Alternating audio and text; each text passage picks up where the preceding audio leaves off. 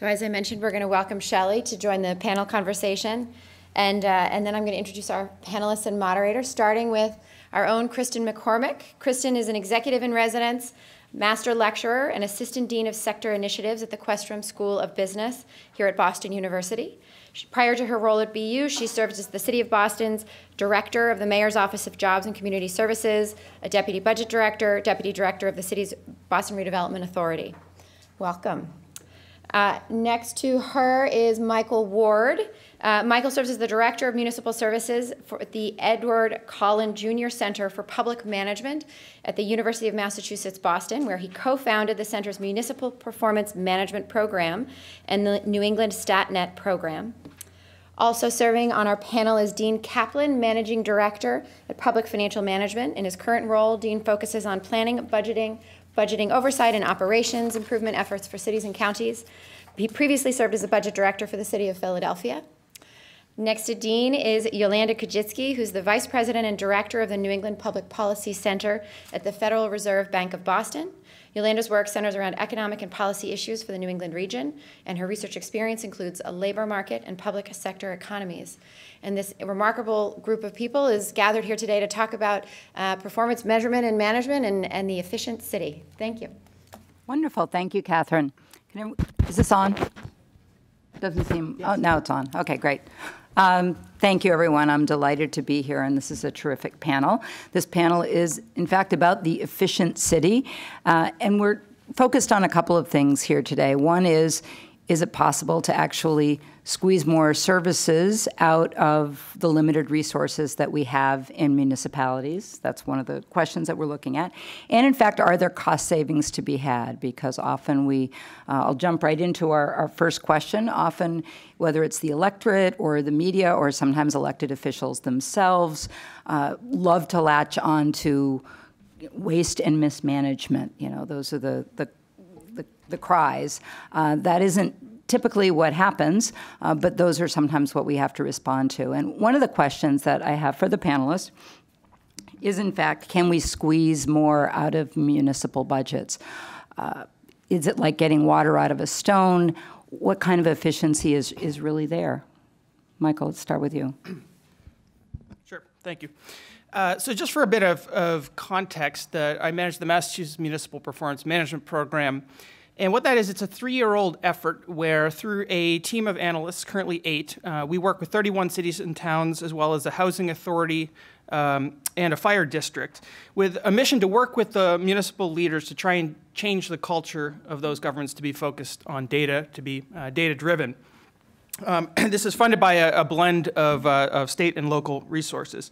So what I'm going to address is purely from the Massachusetts perspective, and I'll let others speak to what goes on beyond the borders. I suspect some of it could be extrapolated out, but I don't want to make any claims to that. So to take up the question, I think the good news is that yes, there is room to squeeze more efficiency out of local government. And I actually think the other good news is that it doesn't require that much new or any, in some ways, technological innovation. However, the bad news is what it does require, and again, this is just from our observation of working with these cities and towns, is a real change to focus on the fundamentals. And I really mean by that some of the boring day-to-day processes, procedures, operations. They're not flashy. There's not a lot that needs to be innovated around them, but things that are really sort of taken for granted over long periods of time. And I want to give you a couple concrete examples, and I want to group them into 2 categories. The first is inefficiencies that we see that are nearly universal, or at least very common across Massachusetts local government. And the first example I will give is if I suspect I could go into 95% of the cities and towns in Massachusetts and say, how much do you spend on any given vehicle on vehicle maintenance? And they would have no idea. Or if they could get an idea, it would take days of going back through paper records and carbon copies of invoices. There's no tracking being done on vehicle maintenance in most Massachusetts cities and towns as far as we can see. And that's problematic for a variety of reasons. One, you don't know how efficient or effective your mechanics are being, so that's problem number one. But problem number two, perhaps even greater, because many of these fleets are extremely old, you have no idea when you've passed the tipping point of when it would have just made more sense to purchase it or lease a new vehicle rather than trying to keep a 20-year-old dump truck operational. So there's a lot of room there. The other one of the nearly universal inefficiencies, I would say, has to do with payroll. Every city or town, every department has payroll, sometimes bi-weekly, sometimes every week, for here till the end of time. And what we see is that the average payroll process operates something like this. There is a paper document, a punch card that someone fills out. It goes to an administrative assistant in the department. The department enters it into a spreadsheet. The administrative assistant prints out the spreadsheet, hands it to the department head who signs it, puts it into the interoffice mail. It goes over to town hall where it is re-entered again by a second administrative assistant into the actual payroll system. So is that a lot of waste in any given instance? Not particularly, but if you aggregate that over all of the cities and towns over every week or every other week for a long period of time, there is a lot of inefficiency built in that. And those are widespread. I want to give one last example of another type of inefficiency that we see, and it's basically a unique inefficiency, but this type of inefficiency we see all over the place. And it's basically due to the fact of how siloed the various cities and towns are, how few opportunities there are for officials performing similar tasks to share information. And the example I want to give is a fairly large city for Massachusetts we've been working with for a while. We were talking with them early on in our work with them, and it came out that the police department had historically refused to pump its own gas, the police officers. And this didn't seem that big of a deal to them, but we were saying, well, okay, so they don't pump their own gas, but police is a 24/7 operation, so how does that work? Well, we have someone who staffs the gas pump 24 hours a day, 365 days a year from the Public Works Department. So they were unaware that they were relatively unique in that circumstance, and by bringing that information to them, just breaking down that silo, now that mayor can go and have the conversation with the police and say, that's over, we're not doing that anymore. We've got a fuel system. We're going to use it. Police are pumping their own gas, and immediately, without any other change, you can now redeploy that Public Works team back out onto the roads where they should be doing that work. So just a couple examples of what we see. I'll get into more later. But no, great examples. Dean, did you want to add to that? Sure. A lot of my work is very similar to Michael's, but national with cities around the country, and you really see very much the same things that he talked about. And I was really struck by what Shelley said, having found some checks in the basement myself, and having seen governments really struggling with basic capacity, as Michael's saying, that I think one of the key things that we need to do is to sort of step back and find ways to help people do really basic tasks. And I think what Shelley was saying about New York and Boston and Washington setting up strong data platforms, it's actually pretty recent. So as you kind of work down the chain to some of the people here from smaller cities and places, we're still, we want to make sure that we're focusing on those items that are really basic. Is there a simple spreadsheet you can use just to track, for starters, your fleet fleet status? Or more importantly, is there an off-the-shelf software that you can use that may even come off your state procurement system that the state might be able to help you implement and use, that would be you can really train your mechanics on. We've seen a lot of efforts informally about sharing across town boundaries, but it's obviously, we all know what the political obstacles to that are. What we've found a lot is that it helps a lot to start with stuff people don't see. Really, back office services, IT, as we were mentioning, fleet maintenance, finance, and other things. In my role as overseer in Pittsburgh, it's taken us almost a decade, but the city and the county, which are literally across the street from each other and use the same financial platform, after about 6 years, finally merged their ERP software.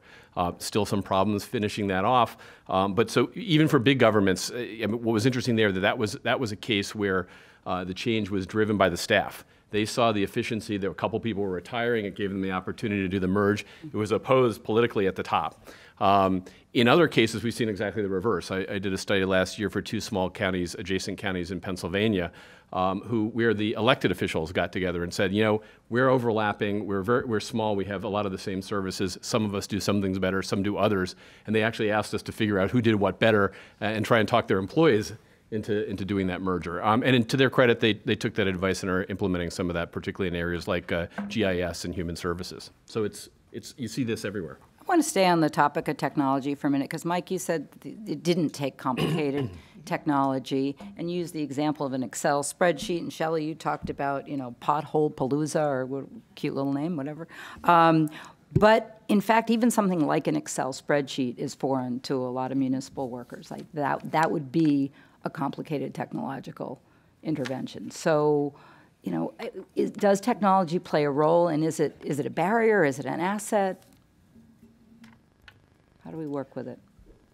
So I think technology can be a barrier and an asset. I think one of our challenges, and I hope people who are doing, you know, in the schools or whatever, who are trying to prepare people, are actually building those skill sets. So I go back to when New York City started CompStat. It started it with Lotus 123, and the floppy disks were driven in every week. And yes, spreadsheets were a completely new concept to everybody. But I think the world is changing. Sometimes you just need to hire a young person. And I've seen it happen in government after government, where you just bring in a young summer intern and they help other people work through it. And so I don't think it's the barrier it used to be, and I don't think it has to be expensive. And then I'll go to the mapping. Okay, let's be honest. You know, it's kind of cool to see online, and you can see it anywhere, this map of where the potholes are. But in fact, one of the things that New York City does, and I think other cities, which is, okay, when has my street been plowed, right? Because that's it's something that really angers people, so you want to figure out how to engage the public. But in fact, push pins on a map actually were used early on in New York City Police Department before we had mapping software. But somebody had to say, let's put the pins on the board on the map to see where the clusters of crime are of different sorts. So it is partly technology, it's partly a mind frame. And I think one of the challenges is how do you get people to think this way and ask the right questions instead of operating on autopilot? Great. Several years ago, I had the opportunity to spend a year in the United Kingdom looking at their then fairly innovative performance measurement system, and I was able to go to about 20 cities, and I would ask managers, how do you know you're doing a good job? And this is a little pre-technology, pre-CompStat, and about a quarter of the people would tell me right off, here's the 3 things. About half the people would say, I sort of do this, I sort of do that, I'm not sure, and a quarter of the people were surprised by the question. So I think that you're exactly right. It's a matter of thinking about the framework first, and then kind of how you implement it might vary depending on your capacity. And I do think that that spreadsheets and similar tools like it, although they are tricky, they are getting better, and that really is the path into a lot of this work. Just moving from a spiral notebook to a spreadsheet, which is something that takes time and it's not easy, but you get it, and once it's there, it's just a huge improvement.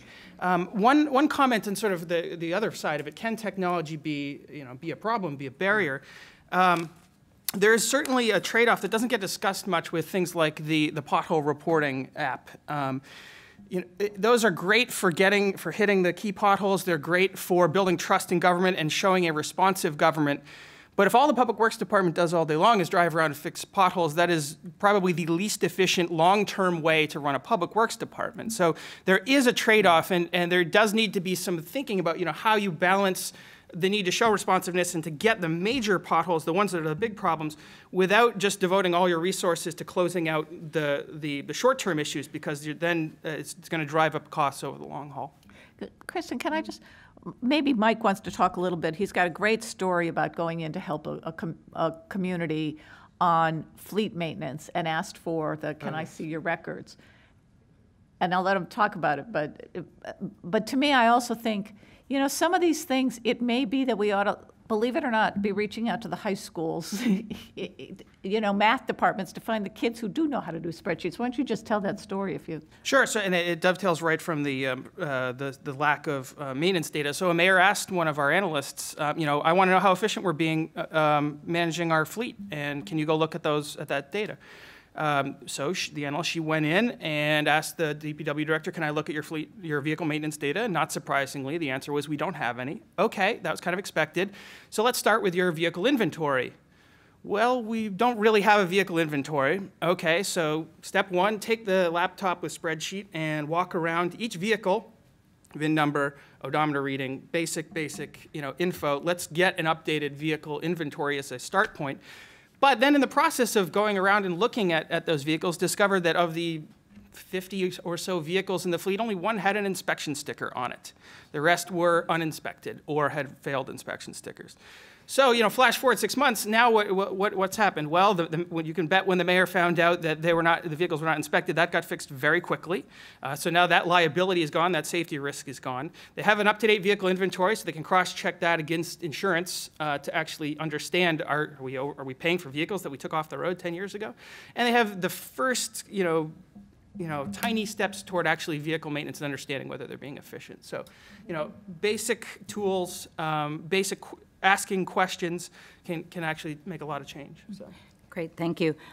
Dean, you'd mentioned earlier about merging a couple of services, the city and the county, and I know, Yolanda, you have a lot of experience with consolidating services regionally. What kind of efficiencies are there to be gained from that, and can you share with us what you know? Yeah, so I'm the odd person out here. I'm on the panel with management people, and I'm an economist. So my center deals with New England public policy issues, and one of the common refrains we hear in New England is, our cities and towns are so small, everything's so fragmented, we could just save a lot of money if we consolidated services across different cities and towns.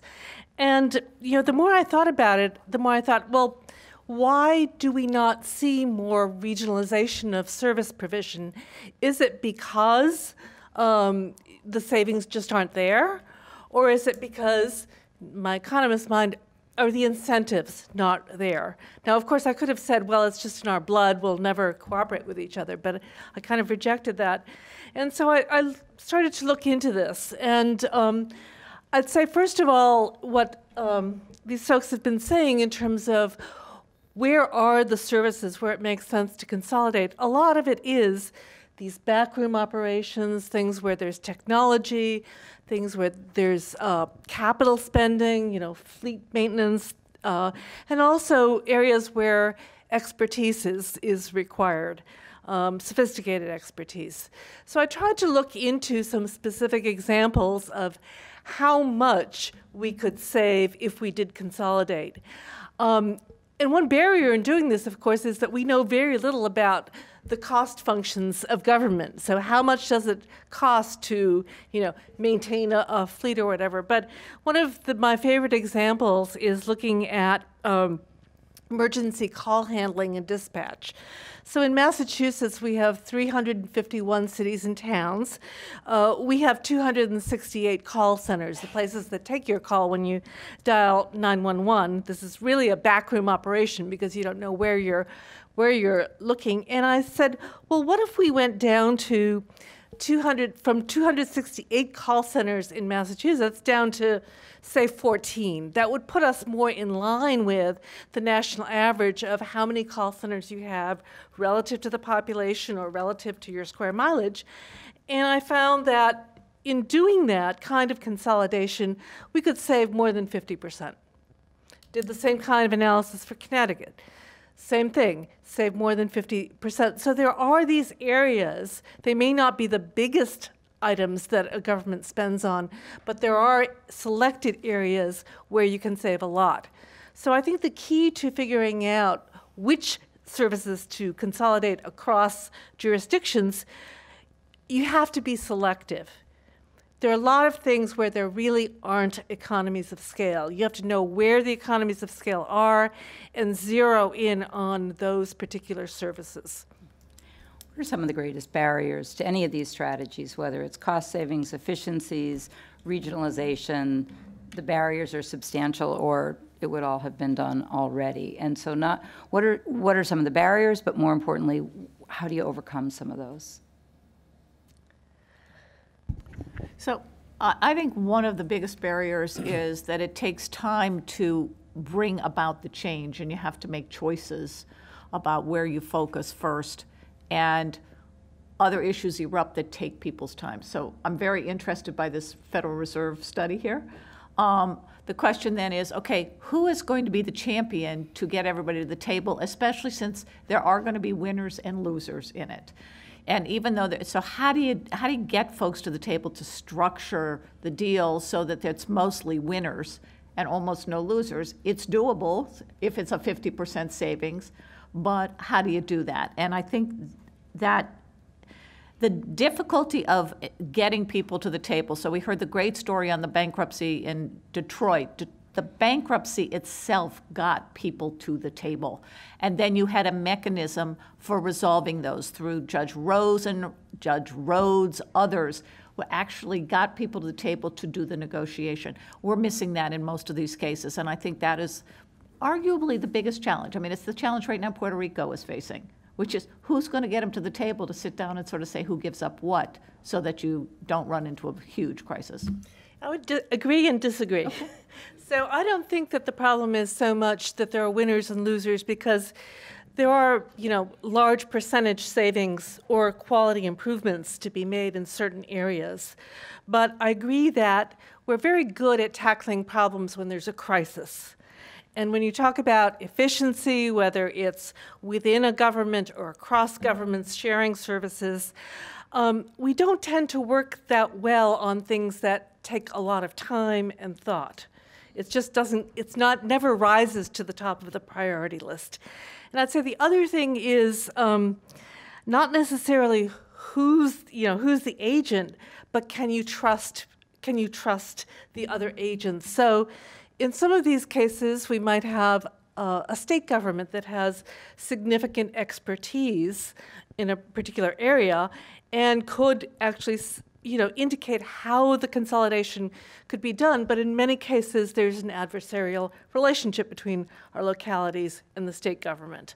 I think the other thing is that sometimes it takes courage. So where I've seen a lot of consolidation happen is where states will say, either I will punish you in some way financially if you don't consolidate, or I'll reward you if you do. And so there's someone has to inject this, the right incentive structure. Coming from Pennsylvania, where the Whiskey Rebellion is still being fought, and no one wants to give up any special district or borough or whatever, Allegheny County, where Pittsburgh is, has 123 municipalities and a population smaller than Philadelphia, which has one, and darned if they're going to merge. But I want to try an alternative idea, which is perhaps the crises are our friends. We were talking at lunch a bit about stormwater regulations and how Newton and Dedham are kind of thinking about or doing specific things on that. And it's being driven by federal regs, which we normally all complain about. But there's a priority. You've got leadership in those communities looking at it. And one of the things interesting things they're doing to get at this barrier thing is trying to bring citizens in, along with counselors and interested businesses and others to address those problems. So that may not be right for every problem, but short of a bankruptcy, which we're not going to have everywhere, we're looking at that in certain cases in the pension crisis. In the last 2 years, we've done two consensus pension resolution projects, one in Louisville, Kentucky, and one in Lexington, Kentucky, and one in Chattanooga, Tennessee, where police and fire and city reps were brought together with state and outside and businesses and outside arbitrators to deal with a pension crisis. And there was a need for all those parties to sort of convince each other that they were good actors, as you were suggesting. But they were able to come up with long-term pension solutions. And I think perhaps we flip the paradigm for a minute and say, let's use some of those problems to drive to solutions. I think here in Massachusetts, we also have an additional problem. And you mentioned the Whiskey Rebellion. Well, if you go to the part of the state where we had Shays Rebellion, the organizational structures of the towns make the actual power of the authority so diffuse that it's hard to get even basic things done, let alone something as monumental as sharing a service or regionalizing with another community. I mean, there's basically an inverse relationship between the size of a municipality and the number of elected officials they have. So the smallest towns are electing 30 or 40 people, and each elected board is uncontested.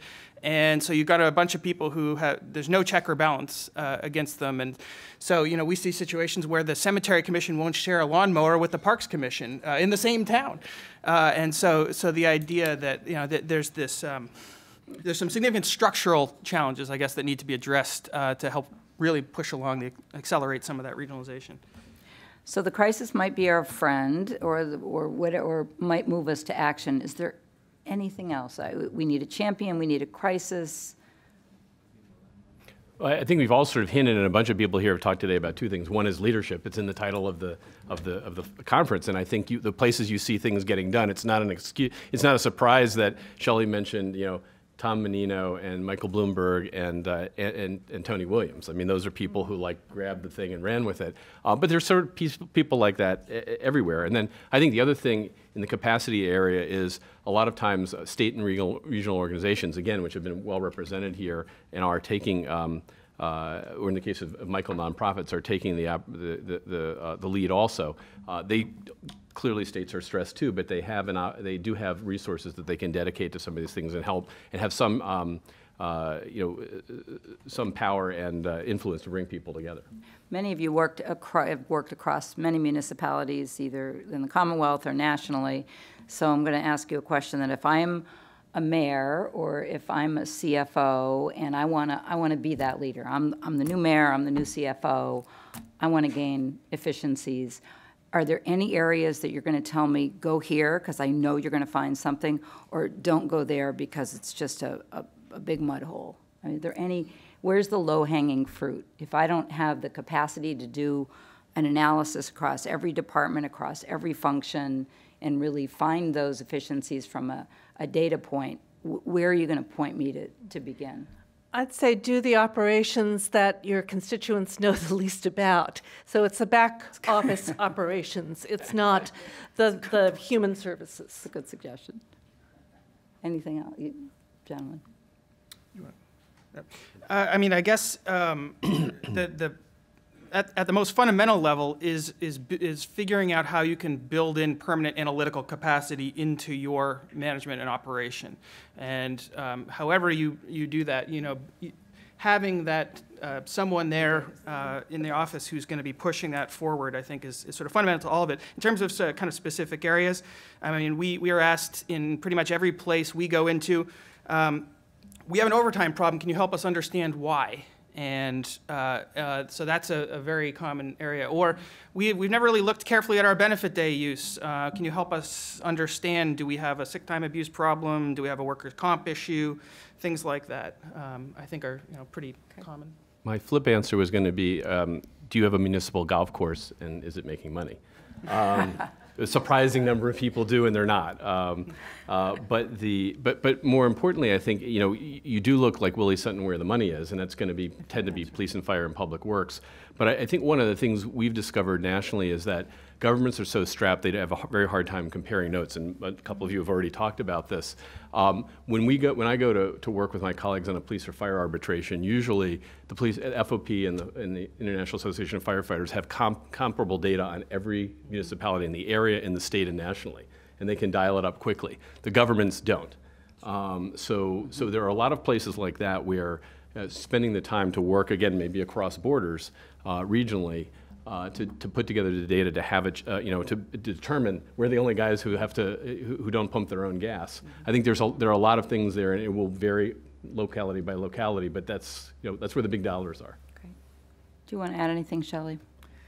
I haven't been in the city business very, deep into it. I guess I do think going where the money is and going where the people and the transactions are. So, and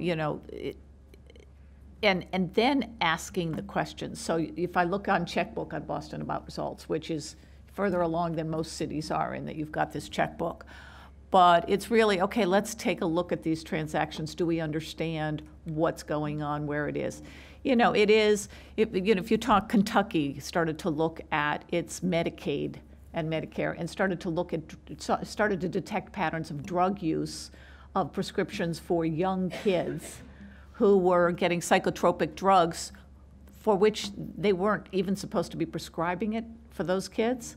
So I think it's really going into the data and starting to look for the patterns in the data that are anomalies from what you would expect, and going there. That's if you have the data systems. If you don't, then I think it's really just getting started with that, and so it's hard for me to say the best, but I made notes as Mike was talking about, okay, payroll, how many businesses actually run their own payroll as opposed to having others do the payroll? So are we thinking about this the wrong way in terms of, do we need 351 cities and towns even fighting about it? Why aren't they just buying payroll services, and why aren't we making it easier for them? And maybe the Fed wants to help on that, and we can talk about that, but to compare those costs. Same with the financing. You put out a bond issuance, how much are you paying for the financial services? Computer repair and things like that. Mike talked about, most organizations don't have their own in-house computer repair. Why do we have our own in-house fleet repair? So as we look at these questions, I just are we looking at this the wrong way? And who do we actually want working in the governments? And then in Massachusetts, you have things like emergency response. Let's give it a huge hand to firefighters for basically using data to figure out how to reduce the incidence of fires so much that most of their time is now spent on emergency response.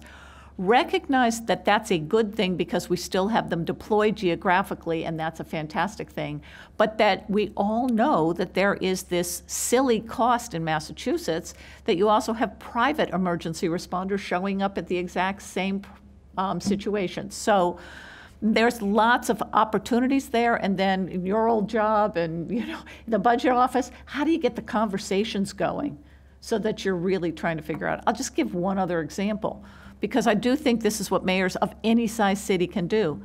New York City, when Sean Donovan was the head of housing there, and the mayor, the idea was let's increase the amount of affordable housing. But it wasn't his problem alone. It was a citywide, it was the cabinet's problem. At which point the public works person said, I've got lots of parking lots that if you don't lose parking spaces or even add parking spaces for me, I can give you the air rights. And so it's this it is purpose-focused management. And if you create the opportunities for those conversations, if fiscal leadership means creating those opportunities so you've got problem solving across your organization, and there are huge gains associated with that. Great. Before we go to audience questions and answers, I'm going to ask each of our panelists if there's anything we didn't cover, any messages that you want to focus on, anything that you want to add to this conversation before we go to Q&As.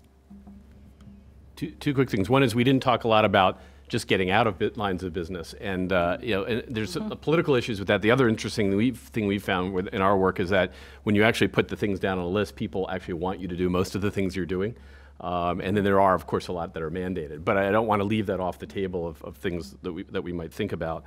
The other thing is that I think that there are, as we've said a couple times, there are a lot of resources out there, both at the state level. I'm involved with something called the National Resource Network, which is HUD's new effort to build capacity for smaller and mid-sized cities. You have people like Yolanda and others who have resources in what Shelley's doing. So I think that if you're I think the big challenge for us is to get out and talk to the new mayor that you're proposing, and make sure they know where they can get help, that otherwise would not be available. I think one critical topic that we haven't touched on today, what we see in most of the cities and towns we work with, when we look at who are the department heads, they are often people who have worked in that particular department for a long, long time. They are extremely hardworking. They're totally, they're honest. They want to do the right thing. They know a tremendous amount about their area of subject expertise, but they've never had any management training, they've never had any budget training, they've never had any HR training. They have arrived at that position because they were the best at whatever the substantive work was at the prior level. And I think part of the long-term solution to all this is to really find ways to make sure that the department heads and their division managers have the level of sophistication with the tools we've been talking about and others to be able to deliver the services that they themselves want to deliver, but they've never had that, they're missing some critical piece in terms of how they're managing their operation. Yeah. And I'm just going to reinforce what I said before, which is too seldom are heads of communities, heads of departments asking, what is it we're trying to accomplish? And does it make sense in the context of the people we're trying to serve? And then, is there a lower cost way of doing that? Those are conversations that should be asked on a nonstop basis. Still, not so it exhausts people, but so you're always looking for that opportunity for continuous improvement. I'll give another Sean Donovan story. When he did go over from the City of New York to heading up this Department of Housing and Urban Development, took the same concepts that worked at the city level to the federal level and said, okay, affordable housing, how can we get more units of affordable housing for within our available budget? And first thing they had to do was actually figure out how many units of affordable housing. It turns out there are 8 programs at the federal level that do affordable housing. And so they started to compare the dollars per, the housing bought per program. It should be about the same at the federal level, maybe higher in Indian country and things like that. But in doing that, it got the laggards to start to up their game, but also started to say, okay, why is it working in some places and not working in other places? It's a different way of managing. It's what you think people are doing all the time, but it seldom happens unless somebody is actually running. So, at the federal level, we mandated what we learned about from the local level, which is you need to have at least quarterly these goal-focused, data-driven reviews asking and answering these questions. And you're underscoring the notion of inquiry and asking That's the correct. right and questions. It's not and about how important punishment. that It's not is. about, it can be about stretch targets. If you meet them all, they weren't stretch. So it's not inviting the innovation and the ingenuity. But if you're not asking about it, then somebody's just going to keep doing what they've been doing. Yolanda? Well, it also strikes me when we talk about the department heads who haven't had the management training, there's a lot of fear among public employees that once you talk about efficiencies, it's going to cost them their job.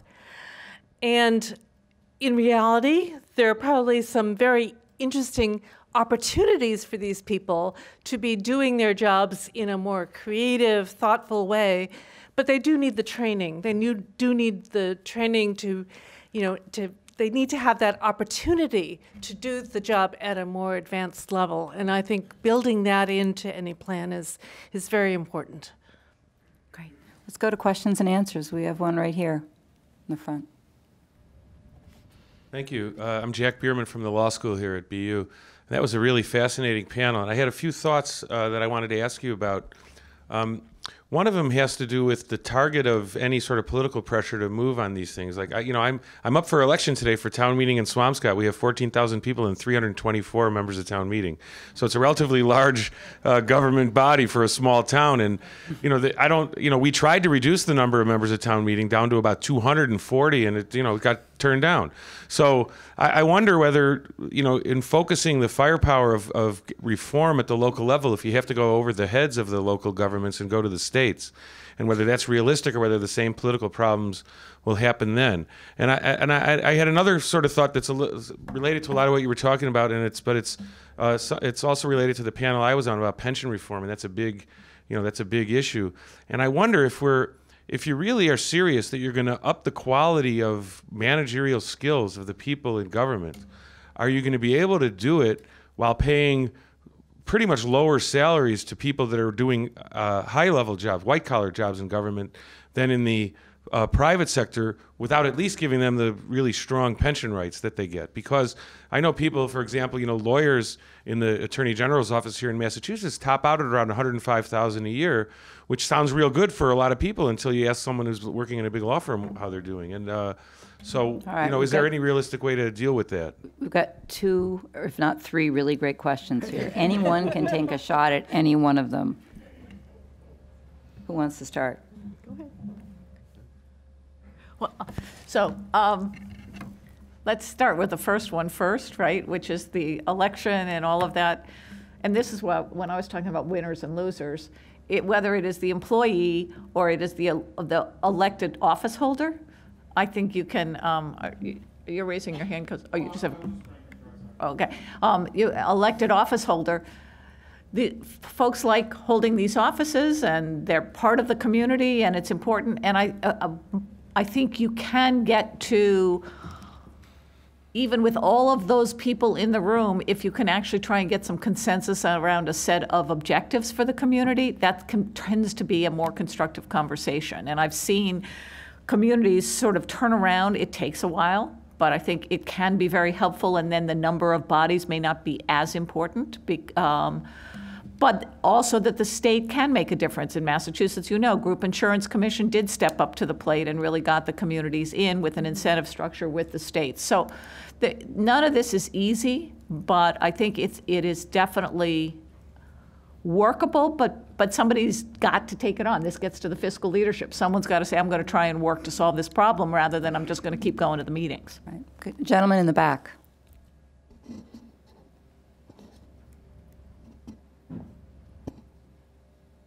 You can just shout it out if you like. Hi. Trying to be efficient questions, in light too. of what you said about the need for consolidation of service provision, are you saying in essence that we should bring back to Massachusetts the county governments?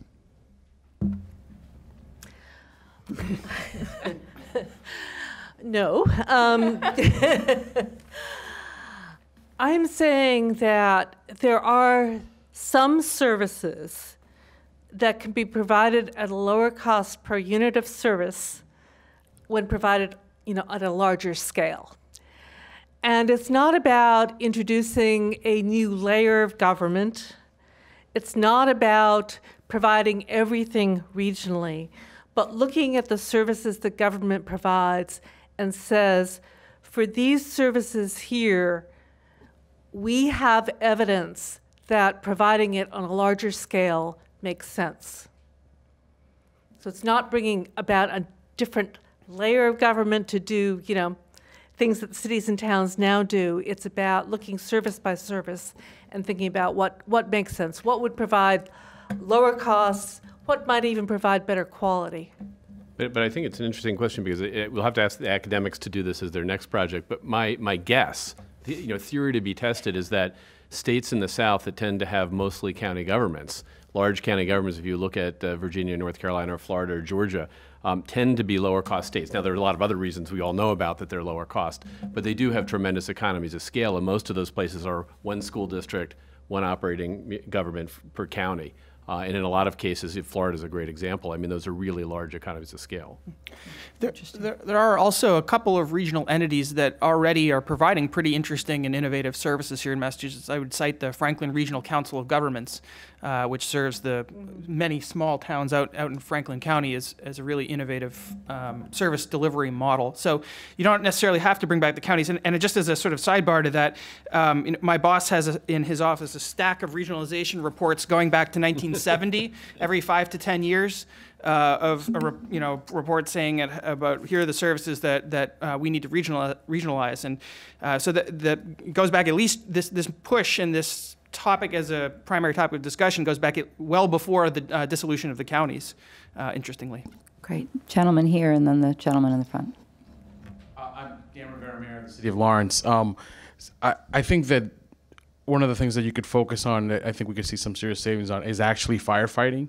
And we talk about, and you don't need to have the county government back for that. I have an equal distance firehouse in Andover to Lawrence, the one on Broadway.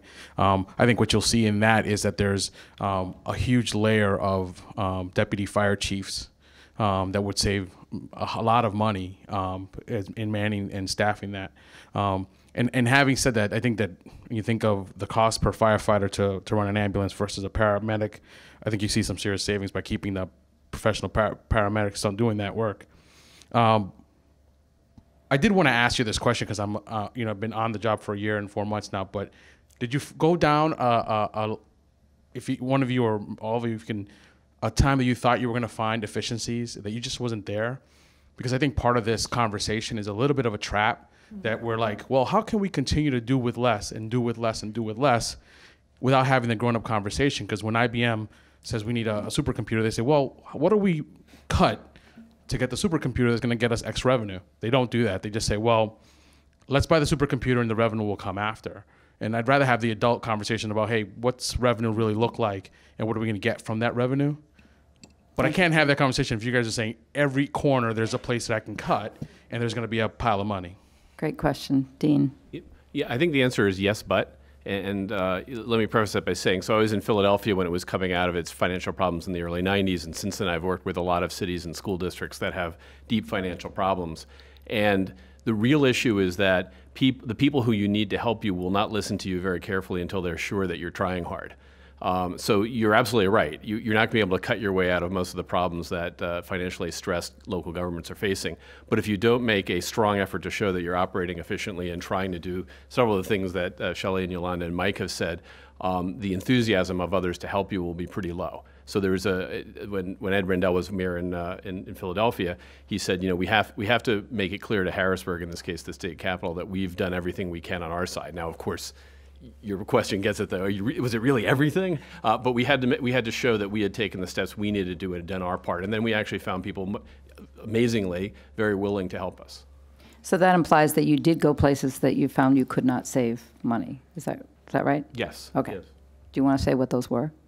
Well, some of them were things that were a lot of things are governed by state law. A lot of people here have talked about pensions and OPEB and other issues where you can push it only so far. Our labor agreements, we did have some unusual one-time powers, but even those were constrained by state bargaining agreements. Of course, those are some of your biggest cost drivers.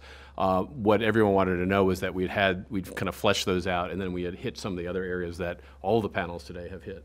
Okay. I would just add there are lots of dead ends, and there are lots of places where you go where you think there might be efficiency, and there doesn't turn out to be. But that's why I think it needs to be the continual sort of pushing on the fundamentals to find those places where there are. And then that also helps, when you find places where there aren't, that's the place where you can praise that department, where you can praise that those staff.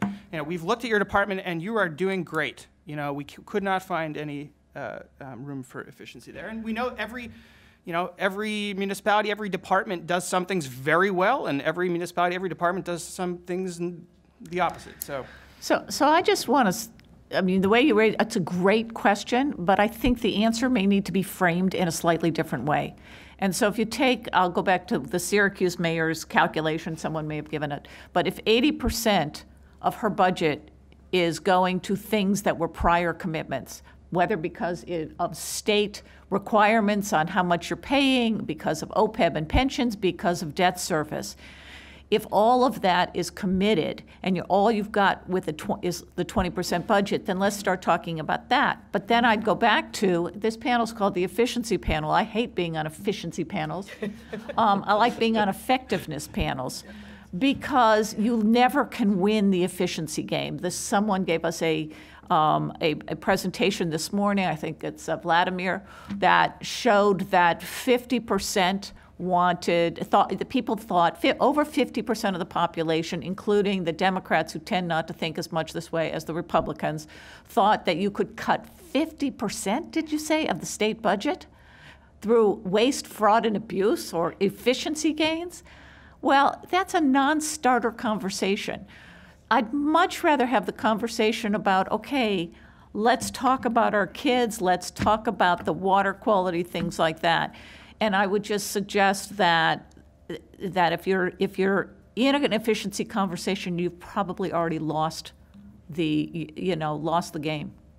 Thank you. Thank you. We want to get to a couple more questions. That's not to say, as here. an elected official, you don't have to talk about it all the time, but with your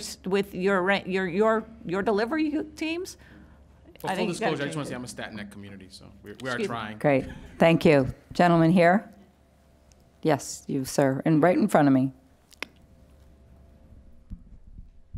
Hi, Andrew Klein from Baltimore. I want to put in a plug for lean government.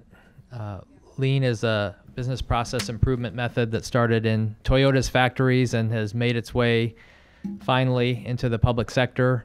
And we have been at it for about a year, and the results are remarkable. I could go on with those stories, but the basic way it works is we put in a room for 4 days the people who actually are doing the work, and I'm talking about anything from a billing process to the design of a utility truck. They're supervisors, managers. You have an executive sponsor.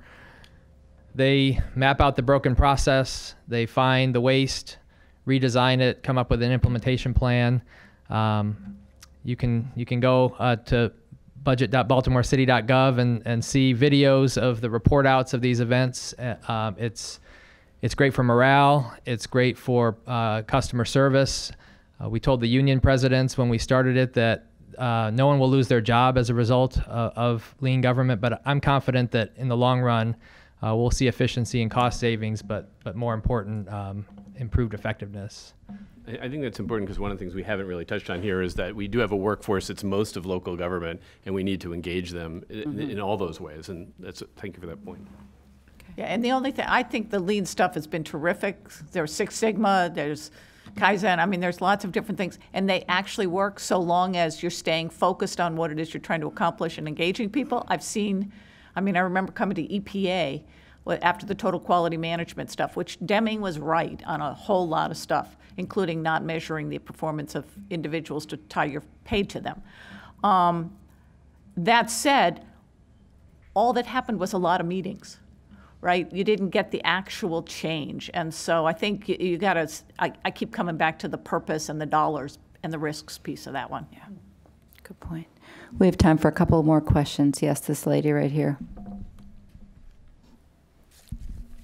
If I could follow up on this question, could we talk a little bit more about the elephant in the room, which is when you see the words the efficient city, and then we talk about, at least in the city of Newton, all but 100 employees are parts of unions.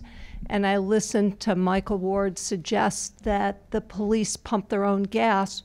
We would have to bargain that. Or if we wanted to change one way or the other, the way we did our emergency dispatch, we would have to bargain that.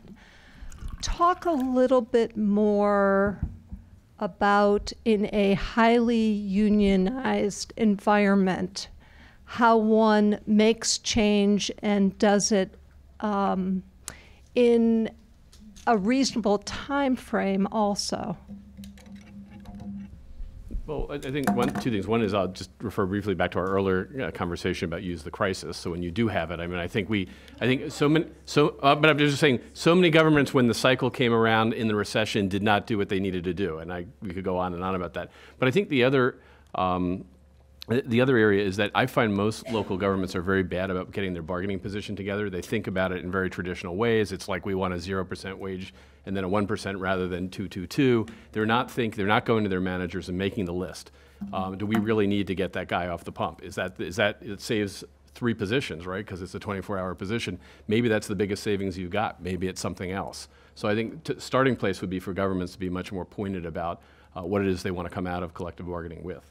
I think that's absolutely right. I think this is, you're not going to win every negotiation, but without trying to collect the data and do the analysis, you're going to win far fewer of them, I think. And, it's exactly what you said, that, trying to find out what is going to be the best bang for our buck here in this negotiation. Is it that our policy on firefighter vacation time allows 12 of firefighters to take vacation on the same day, which means we backfill it all with overtime? Have we looked at that? Or are we just assuming that the best thing we can negotiate for is straight up pay or something? Or to get what the mayor just said, maybe we don't need the ladder truck because we can always get it on mutual aid from across the thing, so let's get rid of our ladder unit. Yeah, great. Yes, this gentleman here. And how many questions do we have time for, Catherine? How many more? How are we doing on time?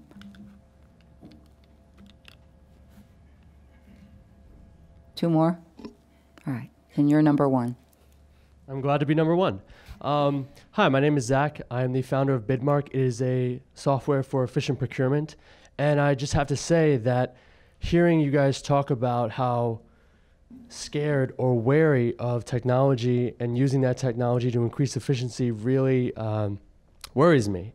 If a spreadsheet is suddenly the pinnacle of technology for many of these folks, how is it even possible for them to even consider adopting more dynamic pieces of software to manage things that are in so much need of reform, such as procurement? I would actually just say you can leapfrog it. I mean, they don't have to learn a spreadsheet if they go to the more sophisticated forms of technology, right? With people in Africa using cell phones that are, and doing all their computing on a cell phone who never had a laptop. So that might be one way of looking at it. No, I Anybody think else? that's good. I think that's completely right, and I think it is going to be entrepreneurs like you who are realizing that, hey, everybody's using Amazon right now to buy stuff, right? They don't need to know what the back functionality of the Amazon is. That just needs to work for them. That's where we need to get to. We don't, and that's the challenge. Yeah. I think, and as one more piece to this, I think while where municipalities have attempted to push new technology, and it's fallen flat for a couple of reasons. One, the implementation is very hard and time-consuming, labor-intensive, and if you lose focus on it, it's not going to go as smoothly. But the other thing that strikes me is, I think in a lot of places the leadership has not done as good a job as it could of explaining why. What is the purpose of this change? How is it going to help you, who's doing the data entry in your job, rather than just attempting to force it down? Because there's only so many battles leaders can fight. So unless you are collaborating on some fronts, you're not going to be able to force everyone to do something if they aren't on board for it. Great. Last question over here to the right. I'm Bob Culver, and at one point in time was the head of the Massachusetts Development Finance Agency. There are some big things that are relatively easy. In Massachusetts, we have 351 cities and towns plus a zip code. And the zip code is called Devens, Massachusetts, which Mass Development runs. And in the establishment, and it was a military base that was BRAC'd. And in the establishment of that, it was sort of decided that the market was listened to, that what would make for a successful city or town in the Commonwealth of Massachusetts. And the thing that really came to the fore is nothing that we've talked about here, and it's not who would want to talk about it. It had to do with how quickly you could get businesses zoned and permitted in your town. And so we simply took that notion on and said that we would zone and permit anyone, a house, a business, whatever it is, within 80 days. The result is that a place that no one, except if you were being trained in the 10th Mountain Brigade, had ever heard of in their life, out on Route 2 beyond Concord, Massachusetts, all of a sudden, in a period of about 20 years, ends up having almost 80 businesses in it, and is able to permit the largest biomanufacturing operation from Bristol Myers Squibb in 47 days, wins the bid over Ireland and wins the bid over Singapore, and you should go out to Devens and see what happens there. You go there, and within 80 days, it is committed that you will have this. Now, in addition to that, quietly, they start working with Harvard, Shirley, and Ayer, which are the towns that are near them, and begin to make reasonable propositions as to how to begin to work on a consolidated school system, how to work on consolidated police and fire, and it's kind of starting to happen. And no one is looking to displace, God forbid that the people in Shirley affect the way the people feel in Harvard and the whole 9 yards of life in Massachusetts. But the proposition has been put forward as to what the cost is and what the benefits are of working together in 4 or 5 cities and towns, number one. And number two, changing just one thing, the zoning and permitting, and making sure that you're good on your word when you say that you will be zoned and permitted, and you have a SWAT team that does that. 75, 80 businesses there now, 3,000 folks at least working there now, a payroll of $250 million. It's not bad for a place that's just a zip code. Great example, Bob. Thank you for sharing it with us. And this is a nice way to wrap up our panel. And I want to thank all of our individual panelists for contributing today. And thank you to Shelley for your keynote.